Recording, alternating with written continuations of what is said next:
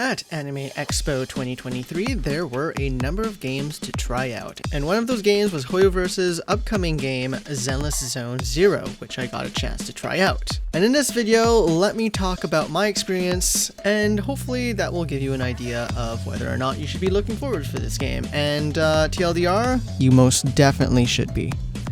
That being said, I should probably also mention that this was my first time at AX, and I really prioritize exploring everything, and so I only really took the time to try this game once when the lines were a little dead at the end of the day. But with that being said, let me tell you what my experience was. So first off, let's go over a bunch of the easy pros that are pretty obvious, especially if you're keeping track of the game and watched all the trailers that have come out thus far, and that is the music and the animation is absolutely top tier, very smooth, very flashy on some stuff. I think we could all agree that these are definitely big points that we can look forward to for the game. Now at the Zenless Zone Zero booth, we had access to all the available characters that we know so far as I'm concerned, as well as got the chance to try 3 different modes. One was exploring the city, another one was just taking a normal round of fighting a bunch of enemies, going through one of the maps, or doing a boss fight.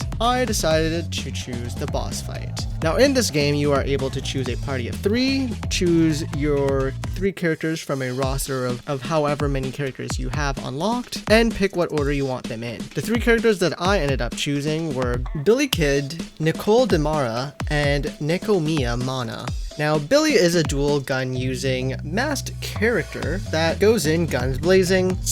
Nicole wields a suitcase and kind of whacks characters around, as well as use the Gatling gun found inside the suitcase somehow. Whereas Nekomiya Mana is a dual sword user, uses her quick cat-like movements to kind of dart around the area and destroy her enemies that way.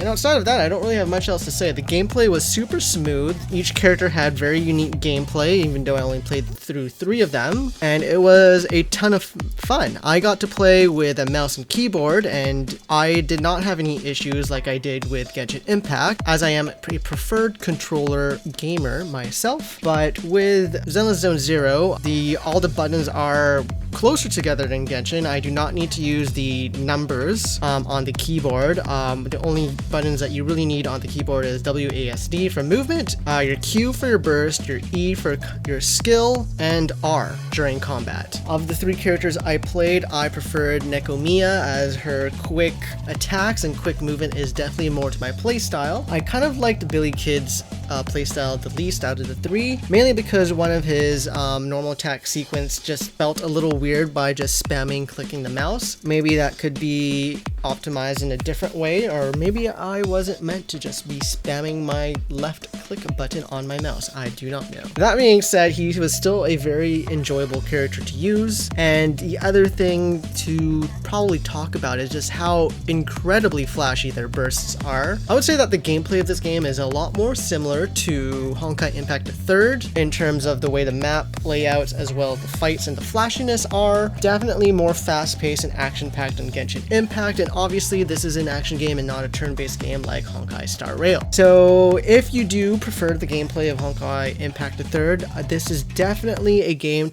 worth playing on a gameplay perspective. I would say that between the 2, this is definitely a smoother game in terms of gameplay, as it is definitely a much newer game, considering how old Honkai Impact 3rd is already at this point. The other thing of note is that this definitely has more of a sci-fi vibe to it, maybe even a little bit on the post-apocalyptic side of things, compared to the more fantasy elements found in, say, Genshin Impact, even Honkai Star Rail, I dare say. I definitely do have some regret of not lining up multiple times to play more of the characters, but the 3 characters that I did play was enough to get me super hyped for the game, and I really hope that this game comes sooner rather than later. I really wish that it would come out in 2024. I mean, from what I played, there seems to be a lot of polish in terms of the gameplay. I guess the only question at this point is how much content has already been developed and is ready to go right off the bat. But as far as gameplay goes, they've got it in the bag.